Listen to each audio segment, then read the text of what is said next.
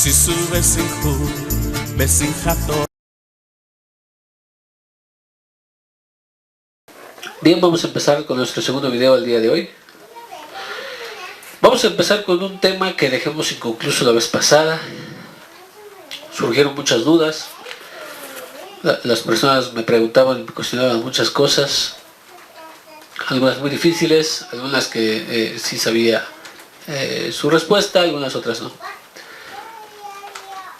Y vamos a nosotros a examinar un poco más acerca del tema de Tejiat Ametim. También porque a través de estas dudas, pues tuvimos que apresurar el segundo video para poder solucionar algunas. De manera que también que los que reciban el primer video puedan con el segundo video responder a algunas de las preguntas que seguramente tendrán a sus respuestas a sus preguntas. Y bueno, quisiera empezar con una cuestión que empezamos en el primer video, perdón. Vimos acerca de la resurrección, pero decíamos, ¿por qué es la resurrección? ¿Para qué necesita Hashem la resurrección? Y creo que no hice, bueno, con unas personas hice el énfasis necesario. ¿Pero por qué? Pregúntense, ¿por qué la resurrección? Si el mundo venidero es totalmente espiritual, ¿para qué necesitamos Tejiat Ametim? En el mundo venidero, ¿hemos de ir con cuerpos? El cuerpo que tenemos el día de hoy va a estar en el mundo venidero. Y si es así, que va a estar este mismo cuerpo, entonces nos surgen otras dudas más. Pero yo quisiera abordar esto desde las recompensas. Quiero decir con esto que pues voy a leer lo que es parte del Perek Helek, que es escrita por el Rambam, porque él aborda algo muy interesante. Dice así: debes percatarte que entre los observantes de la Torah existen distintas opiniones con respecto al bien que le vendrá al hombre por el cumplimiento de los preceptos que nos encomendó Elohim por intermedio de nuestro maestro Moshe, como así también sobre el mal que nos acaecerá al transgredir la Torah. Es grande la brecha entre distintas opiniones con respecto a esta materia, acorde a la variedad de ideas, hasta el punto que de quedar sumergido el tema en una profunda confusión debido al embrollo que impera en sus razonamientos. Tal es el caso que casi no encontrarás un individuo que tenga una idea clara en esta cuestión, ni persona que tenga una opinión concisa. Más bien, impera una gran mezcolanza de conceptos. Él pone, primer grupo, sostiene que el máximo bien es el Gan Eden, es el jardín del Edén, y lo describen como un lugar donde se come y se bebe gratuitamente sin esfuerzo físico ni trabajo, y que existen allí casas de piedra preciosa, son camas vestidas de seda, con doncellas sirviendo vino, perfumadas con deliciosos aromas, y que abundan en cosas por el estilo. Por el contrario, el máximo mal es el infierno, según ellos, el primer grupo, es el infierno, y lo describen como un sitio de fuego ardiente, donde son quemados los cuerpos y donde los individuos son sometidos a todo tipo de tormentos y sufrimientos, extendiendo mucho sus relatos al respecto. Este grupo aportará pruebas a su teoría entre las palabras de nuestros sabios, las palabras de los escritos bíblicos, las cuales son tomadas literalmente para afirmar toda clase de cosas de sus alegaciones. Ahora, segundo grupo, dice él, sostienen y piensan que el bien supremo serán los tiempos mesiánicos. El segundo grupo piensa que el premio mayor, el premio más grande que recibirá el tzadik es los tiempos mesiánicos. Según ellos, en dicha época, todos los seres humanos, todos los hombres, serán como ángeles, todos vivirán y perdurarán eternamente y se elevarán mucho, serán fructíferos y colmarán la tierra para siempre. Aún el mismo Mesías, tal como ellos lo conciben, vivirá eternamente con la ayuda del Elohim.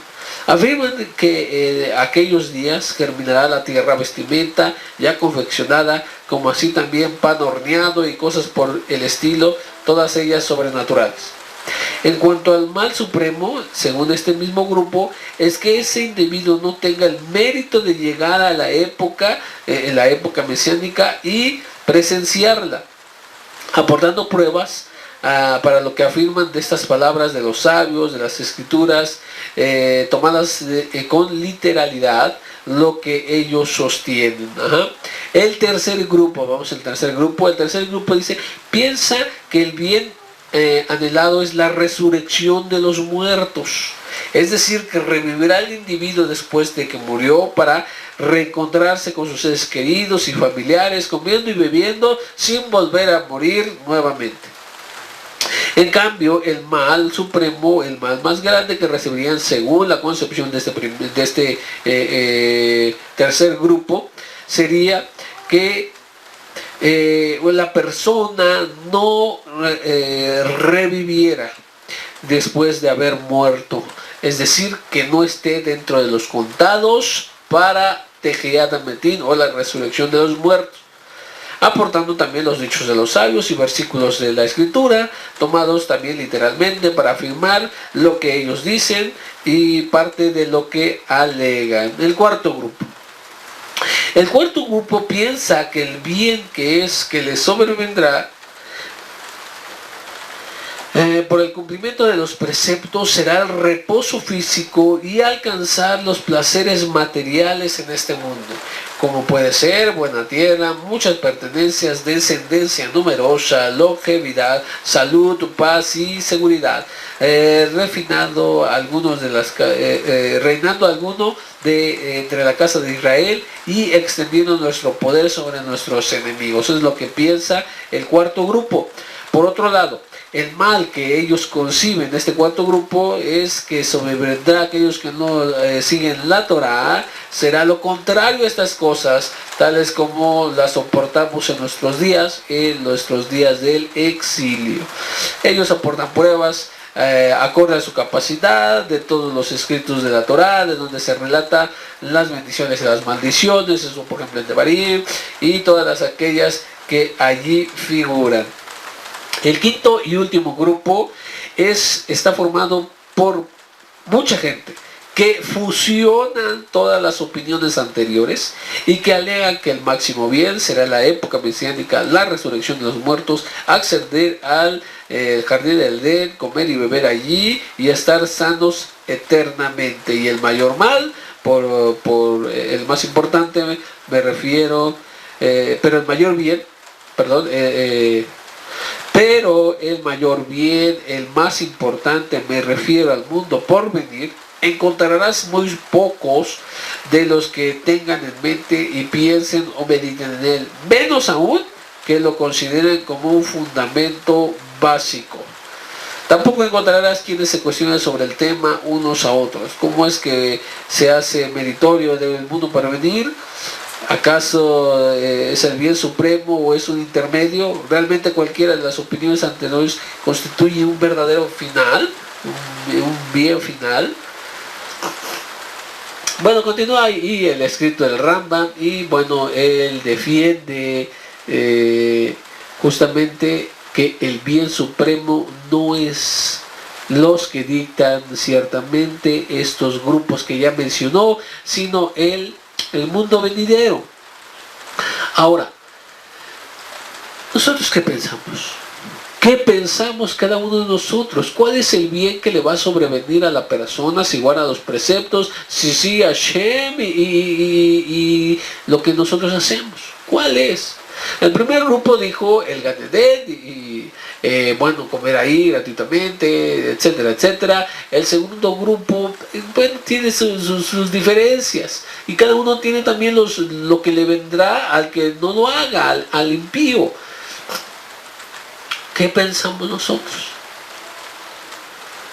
Porque esto es importantísimo, este tema, para ver de Tejiat Hametim.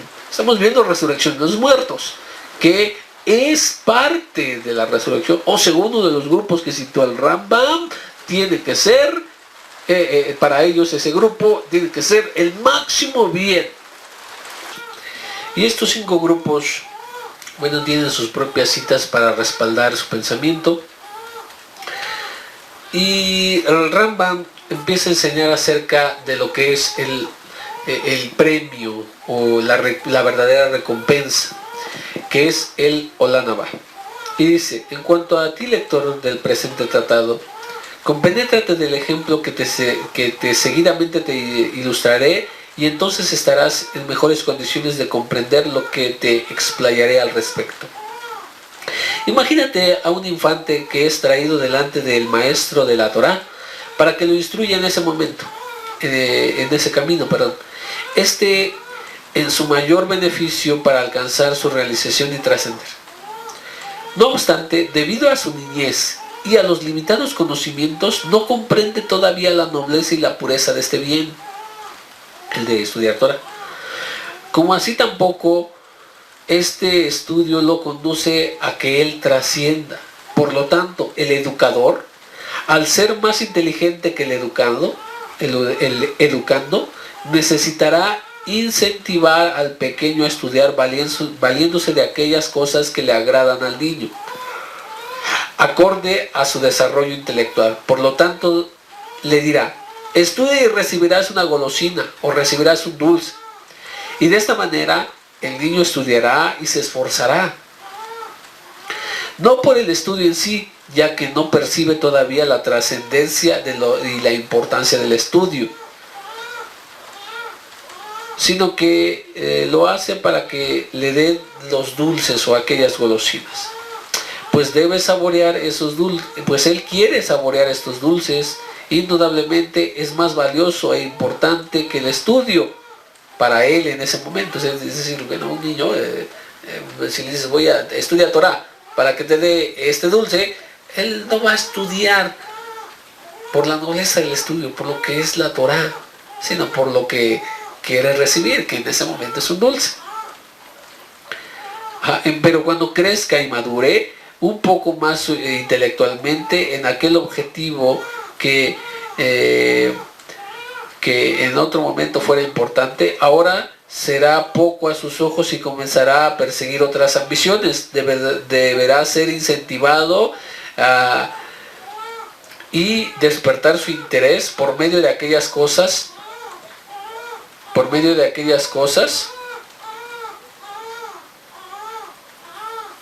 que ahora le son más dignas.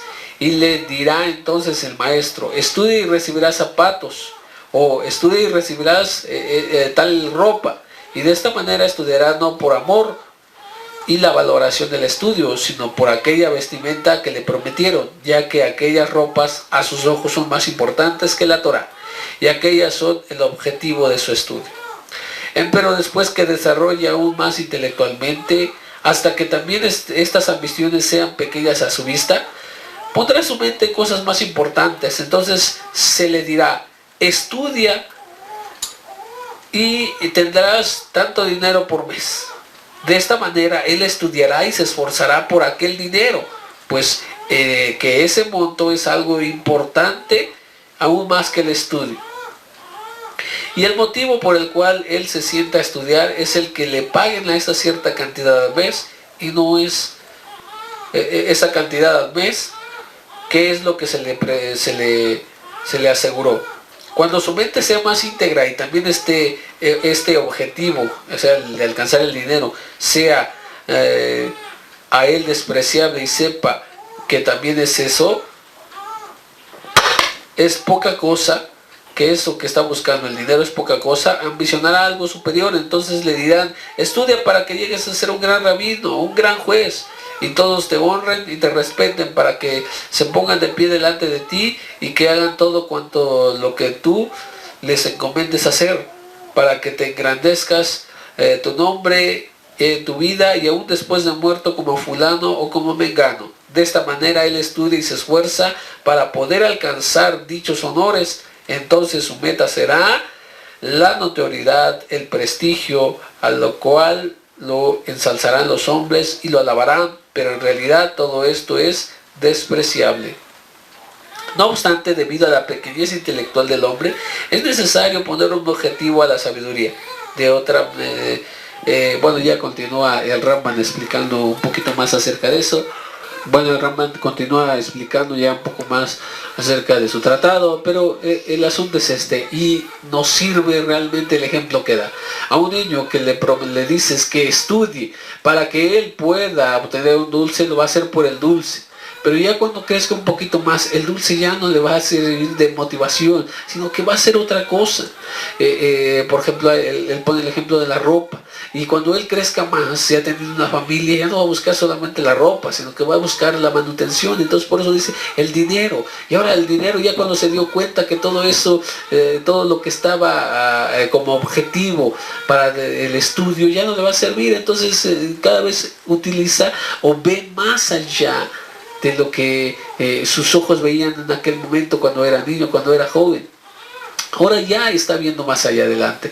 ¿Qué queremos decir con esto? ¿O qué quiere decir Rambam con esto? Es que la gente normalmente estudia Torah, pero estudia Torah por algún beneficio. Porque la Torah dice, y te irá bien, y cuando salgas serás bendito, y cuando entres será bendito, y tu canasta será bendita, y tu esto será bendito. Entonces creen que la Torah, o el objetivo de la Torah, el premio, todo lo que Hashem nos va a dar por seguir las mitzvot y apegarnos al camino de Hashem, va a ser holgura económica, material. Pero ¿cómo? ¿Cómo es esto?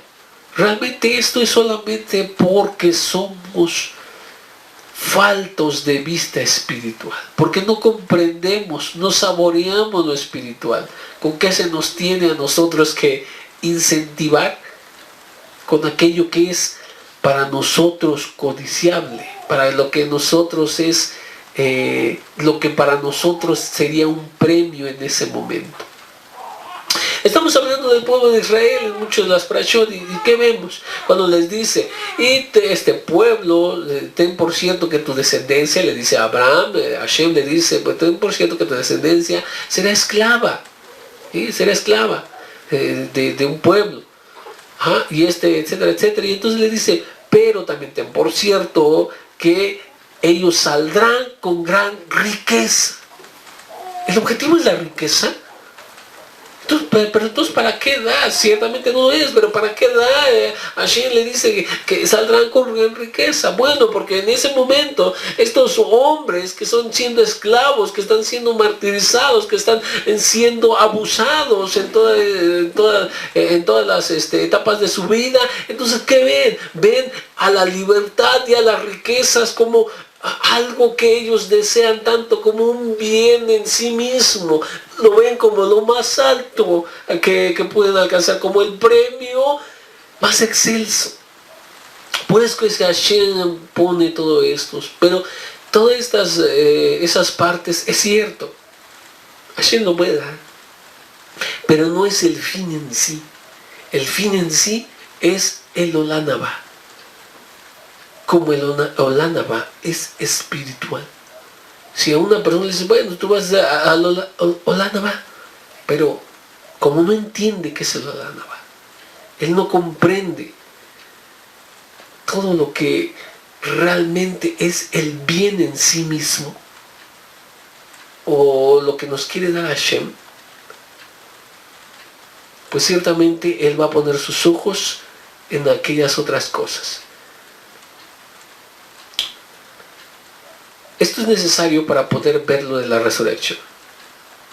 Entonces, vamos a ver resurrección. Bueno, después de esos comentarios, vamos a continuar. Y estábamos entonces haciendo el pequeño resumen. Estábamos viendo acerca de cuál es la recompensa que han de recibir los talmidim. Todos aquellos que se esfuercen en el camino de la Torah, de los preceptos, la fe de Hashem. qué es lo que van a recibir, qué es lo que, y bueno, ya dieron su punto de vista. Vamos a continuar con este tema. Y recuerdan que la vez anterior hablamos acerca de que debe ser, quiénes van a participar o quiénes son los que van a resucitar. Y damos una cita en Ishaya Naví, donde dice, donde la palabra orot es traducido como hortalizas, y veíamos y enseñábamos acerca de que es la luz de la Torah. Vamos a ir un poquito más a ese tema, por favor. Si lo tenemos, por ejemplo, en Teilí, Salmos 119, 16, Salmos 119, en su verso 130. Dice de la siguiente manera: las palabras que escribiste alumbran y dan entendimiento a los simples. Las palabras de la Torah son luz, por eso alumbran, ¿sí? Y dan entendimiento. También lo tenemos en el verso 105, donde dice: lámpara es a mis pies tu palabra y una luz a mi camino. Nuevamente tenemos acerca de que la Torah es luz, y esta ilumina, ¿sí? Y es como una lámpara a nuestros pies. De manera que al continuar nuestro andar, nuestro caminar, la Torah se vuelve la luz para que podamos caminar. Así lo tenemos en Kefa Bet, que es conocido como Segunda de Pedro, en su capítulo 1, verso 19. También tenemos la palabra profética, que es aún más firme, y hacen bien en estar atentos a ella como una antorcha que alumbra en el lugar oscuro hasta que amanezca el día y el lucero de la mañana salga en sus corazones. Bueno, está hablando nuevamente de las palabras de los profetas, y los profetas también alumbran porque son una antorcha, porque hablan de la Torah, están basados en la Torah. Entonces, por eso decíamos, los que van a alcanzar la resurrección es solamente aquellos que hayan recibido la luz de la Torah. Hay dos etapas en la resurrección, porque veíamos hace unos días que preguntaban, bueno, como dijimos que solamente iban a ser los tzadikim, entonces dijeron, bueno, pero es que yo recuerdo una cita donde dice que van a ser todos, y por qué no van a los tzadikim, etcétera, etcétera. Bueno, entonces vamos a ver eso, que son dos etapas de la resurrección. Una que solamente son los tzadikim, que solamente son los justos. De eso también nos habla Jajamil. Y para los que somos Meshechim, esta parte ya tuvo un cumplimiento. Eso está en Matitía, y eso lo vamos a ver, pero un tema separado, para ver ese evento. Solamente mencionaremos el día de hoy que ese evento es precisamente lo que está escrito en lo que se conoce como el libro de Mateo, capítulo 27, del 51 al 53, en esos versos, y que dice así de la siguiente manera. Déjenme ver, es 27 del 1 al 51, del 51 al 53, dice así: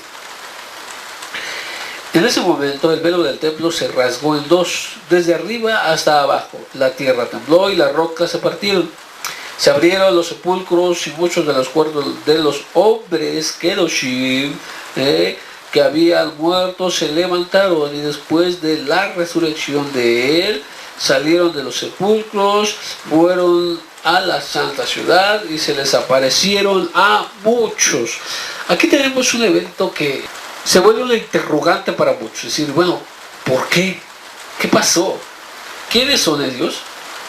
Aquí se le menciona como que muchos, fueron muchas personas que se levantaron, que tuvieron una resurrección, y esta resurrección es parte de la primera etapa de las resurrecciones. La primera etapa entonces solamente es los tzadikim. En la segunda etapa vamos a verlo, está por ejemplo en Daniel Anabí. Si ustedes van a Daniel Anabí, en su capítulo 12, verso 2, ahí van a encontrar el verso 1, dice: en aquel tiempo se levantará Mijael, el gran príncipe que está de parte de los hijos de su pueblo. Habrá un tiempo de angustia como nunca lo hubo desde la existencia de las naciones hasta ese entonces. Pero aquel tiempo será librado de su pueblo todos los que se encuentren escritos en el libro. Y muchos de los que duermen en el polvo de la tierra serán despertados, unos para vida eterna y otros para vergüenza y eterno horror. Vemos entonces que dice Daniel Anabí que en la segunda etapa de la resurrección van a resucitar todos. Así lo dice, y muchos quedaron en el polvo. Vamos a leerlo desde otra versión. Vamos a leerlo en la otra versión.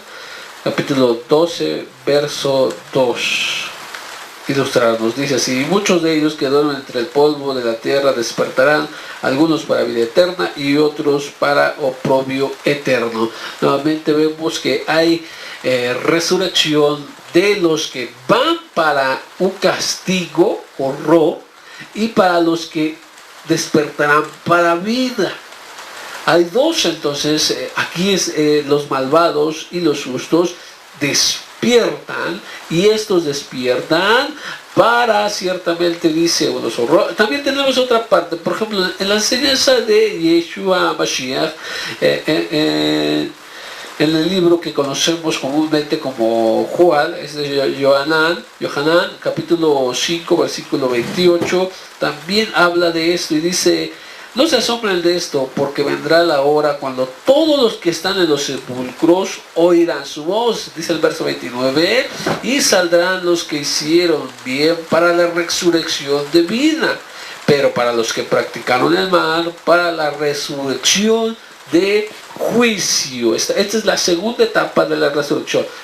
Entendamos, entonces, la primera etapa solamente son tzedikim, son personas justas, son piadosos. Pero la segunda etapa, ahí es cuando son levantados también los que obraron mal, los impíos, y estos son para ser juzgados y bueno, para en este juicio. Entonces, tenemos que hacer diferencia también en que no todas las resurrecciones son iguales. ¿A qué me refiero? A que todas las resurrecciones que tenemos escritos en las diferentes partes del Tanaj, o bien las tenemos en el Keter, en Kitbea, Talmud y Rishonim, ahí tenemos entonces que son diferentes a las que va a ser en la resurrección final. ¿Por qué? Porque tenemos que las personas que revivieron en los episodios del Tanaj y los episodios del Keter, ellos volvieron a morir. Lazar volvió a morir. Después de que el Mashiach acude a levantarlo de entre los muertos, este hombre vuelve a morir. Este hombre, igual que el hijo de la viuda, en el caso de Elías, donde tenemos que lo levanta de los muertos, pero vuelve a morir. En un tiempo designado, vuelve a morir.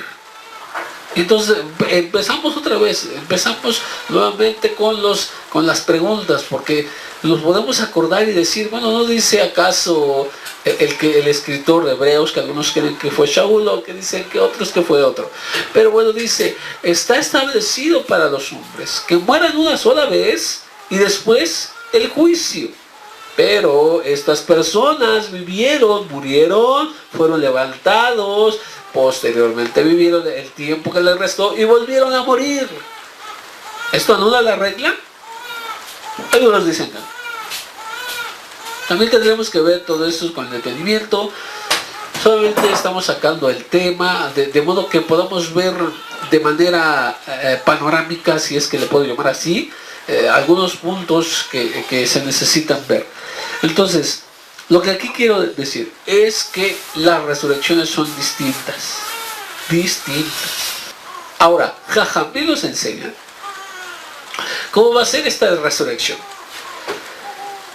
Y vamos a ver que en la resurrección de los muertos, aquellos que resuciten van a tener los defectos físicos con los cuales murieron. Por ejemplo, si una persona murió siendo ciega, o una persona que murió con un pie amputado, faltándole un pie, así mismo va a resucitar. Y bueno, dice, pregunta un jajam, dice, bueno, ¿y por qué es si posteriormente, otro dice que posteriormente estos defectos van a ser curados? Eso se nos enseña Jajamín esto, que primero van a resucitar con sus defectos y después Hashem los va a curar. Entonces dicen, pero ¿para qué? Entonces Hashem no nos levanta ya restaurados, sanos, completos. La respuesta es la siguiente, que necesitan resucitar con los defectos físicos con los cuales murieron para que las personas puedan identificarlos. Y esto vamos a verlo con un poco de citas. Vamos a Irmiyá Anabí en su capítulo 31, verso 7. Esta es la primera cita en la que vamos a ver la resurrección con defectos. 31:7 dice, porque así ha dicho Hashem, griten de gozo por Jacob, clamen en las encrucijadas de las naciones, canten fuerte en alabanza y digan, salva Hashem a tu pueblo, al remanente de Israel. El verso 8 dice, yo los traeré a la tierra del norte, los reuniré a los confines de la tierra, entre ellos vendrán ciegos, cojos, mujeres encinta y paridas en una gran multitud y volverán acá. Bueno, aquí nos enseña Jajamí que esta parte nos está hablando acerca de la resurrección de los muertos y que tendrán que resucitar de una manera con sus defectos, como aquí dice, ciegos, cojos. Entonces, ¿y cómo lo vemos? Vamos a comprobar esto. Yohaná capítulo 20, verso 25, por favor, lo que conocemos como el libro de Juan, en su capítulo 20, en su verso 25 al 27. En este episodio vamos a ver a lo que sucedió con el Mashiach. Dice 25 al 27. Si me permiten leer desde aún antes, dice en el 19, dice, al anochecer de aquel día, el primero de la semana, estando puertas cerradas en el lugar donde se reunían los discípulos por miedo a los Yehudí, Yehoshua entró, se puso en medio de ellos y les dijo, paz a ustedes. Después de decir esto, les mostró las manos y el costado, y los discípulos se alegraron cuando vieron al Maestro. ¿Por qué? ¿Por qué precisamente cuando Él es levantado de entre los muertos, Hashem no lo pone, no lo levanta con un cuerpo sin aquellas heridas? ¿Por qué Yeshua Rabbeinu necesita tener todavía las heridas después de que su cuerpo es levantado de entre los muertos? Aquí nos dice que les muestra las manos y también el costado, y los discípulos se alegraron al verle. ¿Cómo era una forma más fácil de identificar al Maestro? Sí, que tuviera aquellas señas particulares con la cual pues fue puesto en el madero, ejecutado. Y continuamos adelante. Ahora voy a leer desde el verso 24. Pero Toma, el llamado gemelo, uno de los 12, no estaba con ellos cuando llegó Yehoshua. Entonces los otros discípulos le decían: hemos visto al maestro. Pero él les dijo: si yo lo veo en sus manos la marca de los clavos, y si yo no meto mi dedo a la marca de los clavos, y si no meto mi mano en el costado, no creeré jamás. ¿Qué nos enseña esto? La naturaleza humana. La naturaleza humana que necesita precisamente estas pruebas para comprobar que es la persona. Vamos a hablar de una persona que conoció a su padre cuando tenía 8 años. Su padre, un Bene Torah, un hijo de Torah, seguidor de Mitzvot, y que él tenga en su cuerpo heridas. Por ejemplo, vamos a decir, de una gran cicatriz en la cara. Y este hombre muere, y déjame decirle que su hijo o sus hijos, su esposa, lo van a recordar con esa cicatriz. Con esa cicatriz que solamente él tenía. Cuando llegue la resurrección de los muertos, si se levanta esta persona con un cuerpo totalmente sano y libre de cicatrices y de heridas, ¿cómo va a creer uno de sus hijos que en realidad es su padre? Si cuando lo conoció él a los 8 años, que fue la última vez que lo vio, por así decirlo, que no solamente lo haya conocido hasta los 8 años de vida, cuando su padre fallece, este hombre que ya, que vamos a decir, que ha llegado a los 80 años, ¿qué recuerda de su padre? Una de las cosas que indudablemente se acordará es aquella cicatriz con la que tenía en su cara su padre. En el momento de la resurrección, cuando su padre, que haya tenido el mérito de estar en la resurrección, él lo va a reconocer gracias a ese tipo de circunstancias, como en el ejemplo que estamos dando, por esa marca, esa cicatriz en su rostro. Igual si una persona tiene ceguera, si otra persona, no sé, tiene alguna otra enfermedad, tiene alguna falta de un miembro, así se levantará en la resurrección de los muertos para que sus familiares, para que los que lo hayan conocido puedan reconocerle. Y solamente después Hashem va a curar, va a sanar, va a restaurar. Vamos a la siguiente, es en Ishaya Anabí, el libro del profeta Isaías 35, capítulo 35, en su verso 6, 35:6. Por estos pasajes, como el de Toma, que era uno de los talmidim de Yeshua Rabenu, era uno de los primeros talmidim, muchos dicen, bueno, es que era un incrédulo.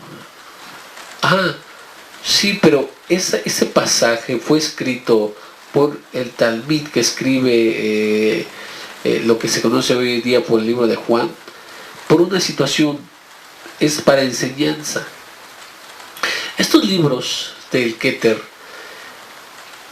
estos libros son utilizados posteriormente para, pues, enseñar a los nuevos Talmidim que se adherían, cuyos ojos no habían visto ni presenciado lo que habían visto los discípulos originales. Por tanto, era necesario poner cada uno de lo que ellos puso y repetirlo, porque parece haber repetición, ¿verdad? Pero en estas repeticiones no son iguales, porque cada uno lo utilizaba de una manera diferente, o lo recordaba de una manera diferente, y lo pone en un sitio especial para ciertamente así instruir a los nuevos talmidim. Ahora, decíamos en el 35:6 de Isaías, dice: entonces se abrirán los ojos de los ciegos y los oídos de los sordos destaparán, Entonces el verso 6 dice, entonces el cojo saltará como un venado y la lengua del mudo cantará fuerte, porque aguas brotarán en el desierto y torrentes en la región desértica.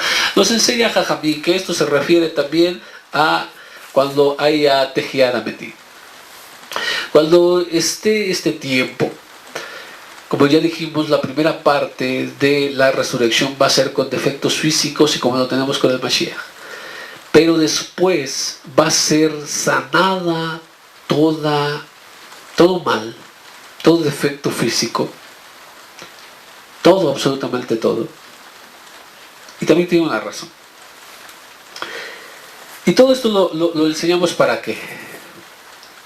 Porque volvemos a lo mismo. ¿Por qué es necesaria que haya esta resurrección? Si el Olam Haba, como lo dijimos, y nos enseña el Rambam, es lo mejor de lo que podríamos llamar que es el verdadero premio, que es la finalidad en sí, es el Olam Haba, un mundo espiritual, donde no hay, como Jamil lo dice, no hay sentarse, no hay pararse, porque ya no tiene los parámetros que conocemos nosotros en la realidad material física en la que vivimos hoy. Va mucho más allá. ¿Para qué hay resurrección? La resurrección es para lo siguiente. Todos nosotros vivimos en una época donde no hay persecución, donde el seguir la Torah y los mandamientos de Hashem no nos cuesta la vida.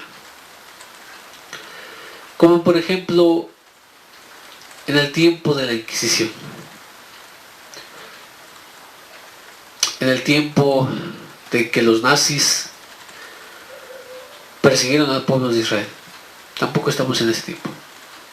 En esos tiempos el seguir la Torah era más difícil. Y probablemente sería cuestión de vida o muerte. No como en nuestros casos en la actualidad. ¿Por qué es necesaria la resurrección?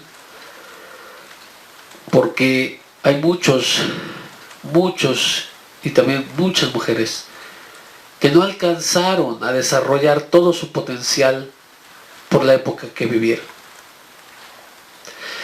Y porque Hashem es justo, nos va a dar un tiempo que nosotros conocemos como el milenio. En esa etapa va a ser la resurrección de los muertos.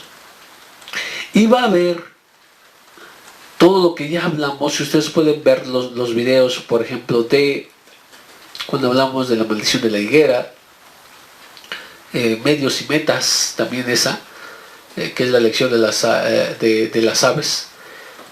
Hablábamos acerca de unos midrashim que nos decía que en esa época va a haber que nosotros sembremos una semilla y al día siguiente ya está el árbol con frutos. No habrá que esperar el tiempo que hoy se espera para las cosechas. Los frutos van a ser como fueron en el principio, unos frutos enormes.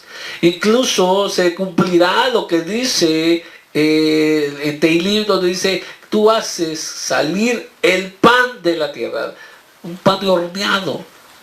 No el grano para preparar el pan, sino el pan ya. Va a salir de los árboles o de las plantaciones ya la tela lista para confeccionar. ¿Esto con qué propósito? Con el propósito de que cada hombre tenga su sustento, sin necesidad del trabajo tan arduo que necesita hacerlo el día de hoy. El día de hoy nosotros salimos mucho tiempo a trabajar para poder traer la manutención que cada vez es más difícil.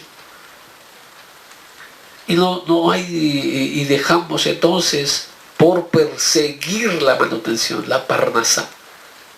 Por ir a buscar esa parnasá, perdemos mucho tiempo en estar practicando los preceptos, en enfocarnos en abodar a Hashem.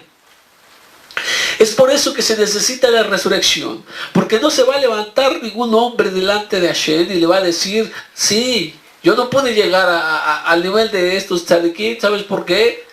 Porque yo era pobre. Yo tenía que salir por mi comida. ¿Qué le iba a dar a mis hijos? Claro que es solamente un pretexto. Es ejemplo, ¿verdad? Lo que estoy haciendo yo. Pero en ese tiempo, todos los hombres van a disfrutar de estos bienes. Y cada uno va a poder crecer y desarrollar su potencial de una manera que no lo pudo hacer en otro tiempo. Por ejemplo, hablábamos de los que estuvieron en el tiempo de la Inquisición, los criptojudíos. Entonces en este tiempo no habrá esa persecución, no habrá esas prohibiciones de parte de gobiernos gentiles, ni estará a Israel subyugado a ningún gobierno gentil, y no habrá más aquellas prohibiciones, ni aquellos insultos, ni nada de lo parecido que hay el día de hoy, porque todos ahí estarán solamente con todas las cosas que estamos diciendo. Ya habrá tiempo, habrá las condiciones necesarias para que cada quien haga las mismos correspondientes, que se entregue completo al camino de Hashem. Es por eso que hay resurrección. Es por eso que se necesita resurrección. En este tiempo es donde precisamente hablan los profetas que va nuevamente a darse la unión matrimonial. Van a seguir naciendo nuevos seres humanos. Aquí es donde se va a ver aquellas profecías donde dice que los animales de presa comerán pastos como si fueran animales de ganado, de rebaño. Y nada hará daño en su santo monte. Será quitado aquello. Todo con ese fin. Entonces tenemos que en la resurrección va a ser para la época mesiánica, para esta parte que conocemos nosotros como el milenio, para que todas las personas, toda la gente tenga todos los medios necesarios, tenga el tiempo, tenga absolutamente todo lo ideal para cumplir la voluntad de Hashem. Y así pueda llegar hasta su crecimiento o desarrollar todo su potencial para que él tenga su verdadera parte en el Olam Haba. ¿Quién es el que llega a esta parte? Los que se esforzaron en seguir la Torah y en el camino de Hashem en el tiempo que les haya tocado vivir. Los que hayan absorbido la luz de la Torah para que ellos en su propia vida pudieran alumbrar. Los que fueron luminarias en una época perversa. No cualquiera, así, bueno, ya, con esto. No cualquiera va a llegar a esta época. Solo los que realmente hayan tenido amor por la Torah. Porque como decía David Amelech. ¿Cómo decía David Amelech? En la parte que dice, yo me deleito, yo amo tus mandamientos. Abre mis ojos para ver las maravillas de tu Torah. Etcétera, etcétera. Los que solamente tengan esto van a llegar a esa resurrección para que puedan desarrollarse y después puedan ir a su lugar correcto en el Olam Haba. Ahora, nos quedan las siguientes preguntas. ¿Con qué clase de cuerpo vamos a resucitar? Dijimos que es el mismo con el de los defectos con el que morimos, para que ser reconocidos, posteriormente seremos sanados y después este cuerpo va a ser transformado. Y eso es lo que enseñan los primeros discípulos cuando nos dijeron que el cuerpo iba a ser transformado. Lo corruptible iba a ser vestido de incorruptibilidad. Lo mortal iba a ser investido de inmortalidad. Es más, vamos a leerlo. Corintios a leer, capítulo 15, que de hecho ya lo leímos en esta parte.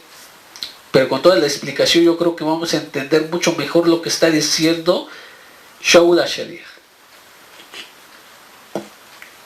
Dice así, desde el que es el capítulo 15, el verso 35 en adelante voy a leer. Pero te preguntarán algunos, ¿cómo resucitarán los muertos? Ya ven que había estas preguntas de las primeras comunidades Meshichim, las comunidades Yehudí, había esas preguntas desde antes. ¿Con qué clase de cuerpos vienen? 36. Sencillo. Lo que tú siembras no surge a la vida sino antes muere. Lo que siembras no es la planta que ha de salir, no es la planta que ha de salir, sino el mero grano, ya que sea de trigo o de otra cosa. Pero el oír le da un cuerpo como quiere, a cada semilla su propio cuerpo. 39. No toda carne es la misma, sino que una es la carne de los hombres, otra la carne de los animales, otra la carne de las aves y otra la carne de los peces. 40. También hay cuerpos celestiales y cuerpos terrenales. Fíjate ya cómo empieza. Está hablando totalmente natural y te dice, bueno, esto es natural, pero hay cuerpo celestial. Ajá, y dice, pero una es la gloria de los celestiales y otra es la gloria de los terrenales. Una es la gloria del sol, otra es la gloria de la luna, otra es la gloria de las estrellas, porque una estrella es diferente de otra en gloria. 45 dice, 42, así también es la resurrección de los muertos. Se siembra algo corruptible, resucita algo incorruptible. Se siembra algo sin honra, resucita algo glorioso. Se siembra algo débil, resucita algo poderoso. 44. Se siembra un cuerpo animal, un cuerpo natural, se resucita un cuerpo espiritual.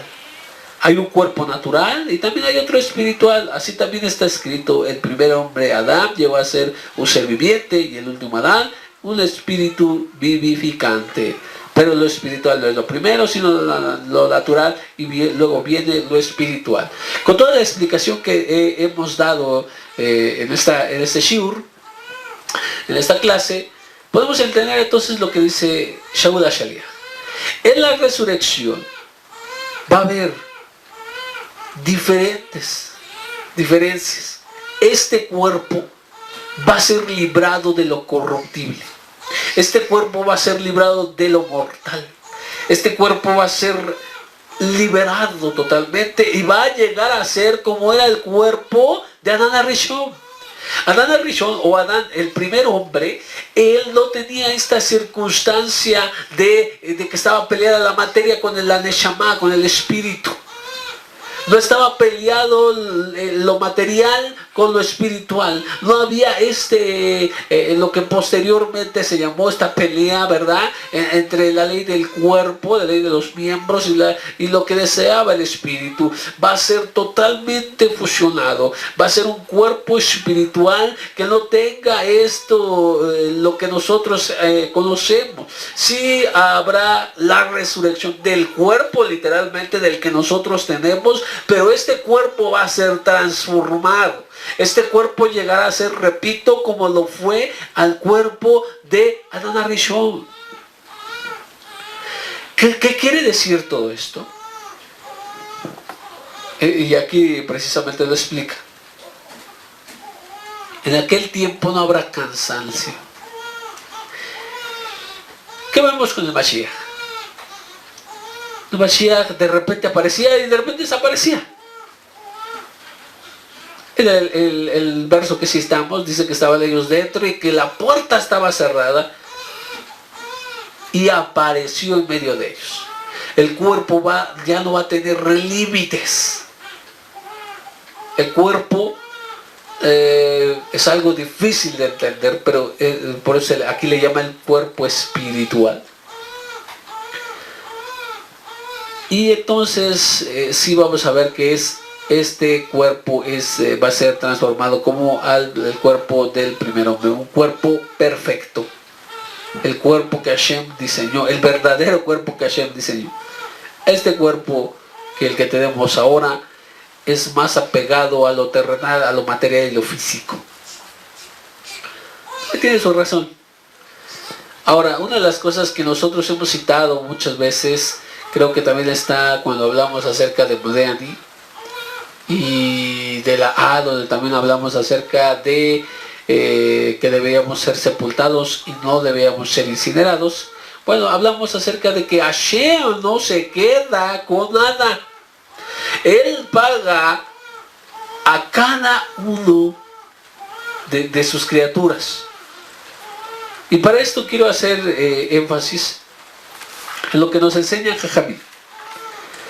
Jajamín nos enseña lo siguiente. En el Talmud se habla de la unión cuerpo y alma como un inválido y un ciego. Había un rey que tenía un huerto de higos y que lo puso a cuidar a un, a un ciego y a un inválido. Entonces el inválido le dice al ciego: mira, veo unos higos hermosos. Bueno, han de estar riquísimos. Pero obviamente el inválido no podía ir a tomarlos. Entonces le dice: mira, cárgame en tus hombros, yo te guiaré y te diré, y los dos vamos a comerlos. Así es la unión del cuerpo y el alma. El cuerpo no puede decir: no, yo no he pecado, el que pecó fue el alma. Y tampoco dirá el alma: yo no pequé. Quien lo tomó, quien hizo la acción física fue el cuerpo. ¿Por qué voy a ser castigado yo? Van a decir cada uno de ellos, si el otro lo hizo. No, por eso nos enseña Jajamín a través de esta parábola.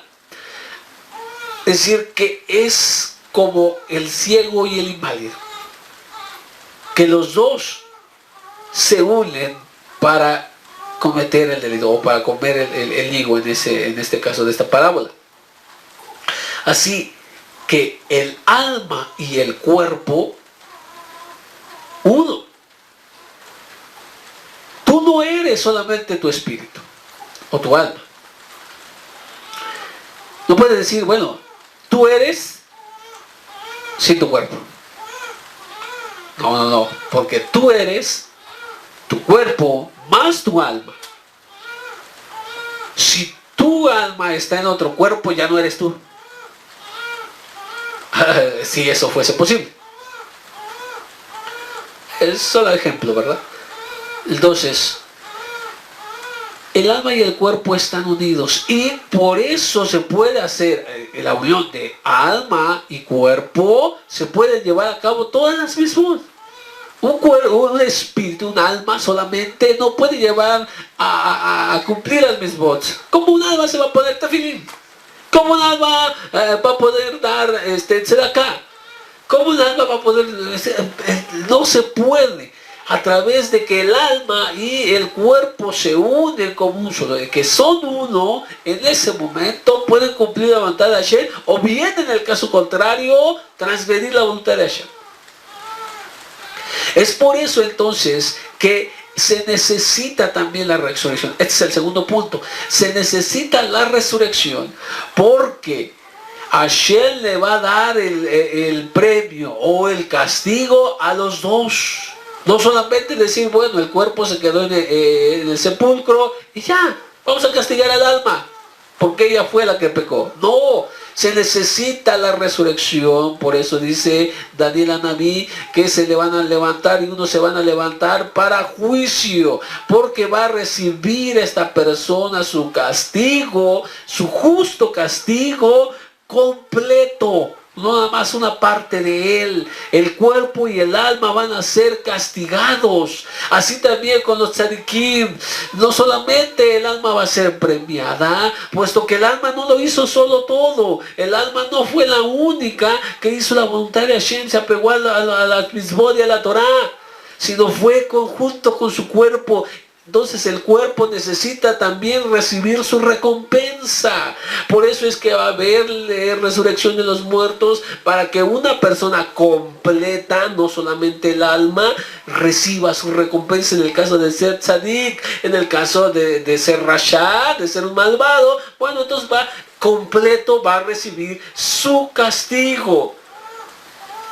Ese es el segundo propósito, el segundo motivo por el cual va a tener o tiene que haber resurrección. donde ven esos videos también explicamos un poco más acerca de estos temas. Entonces yo creo que queda explicado. A lo mejor todavía hay algunas preguntas, pero bueno, esas podemos solucionarlas en otro momento. Vamos a seguir hablando acerca de este tema de resurrección, pero lo vamos a ver desde Torah de Mashiach, con las cuatro veces que hay mencionada resurrección, como ya lo hemos dicho. Entonces vamos a verlos ahí y añadiremos a este tema aún más. Bueno, entonces así lo dejamos por esta ocasión. Shabbat Tov, y nos vemos entonces la próxima semana.